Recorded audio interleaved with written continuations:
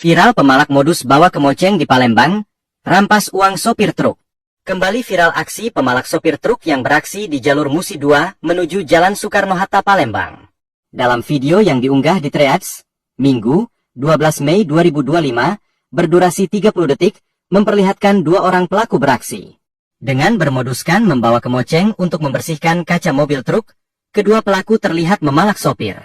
Satu pelaku membersihkan kaca mobil truk, satu pelaku lainnya langsung merampas uang sopir. Setelah berhasil melakukan aksinya, kedua pelaku pun meninggal sopir tersebut di lokasi kejadian. Sementara, Kasat Reskrim Polrestabes Palembang AKBP Andri Setiawan melalui Kanit Ranmor Ibtu Joni Palapa dan Kasubnit Opnal Pidum Ibda Popai saat dikonfirmasi mengaku telah mengetahui video viral tersebut.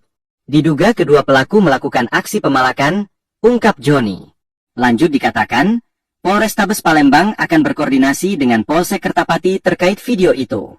Akan kita tindak lanjuti segera untuk melakukan penyelidikan dan menangkap pelaku. Kita juga akan berkoordinasi dengan pihak Polsek Kertapati, Palembang, katanya. Kepada korban, diharapkan segera melapor ke Polsek Kertapati atau ke Polrestabes Palembang atau pelaku bisa diproses hukum, tambahnya.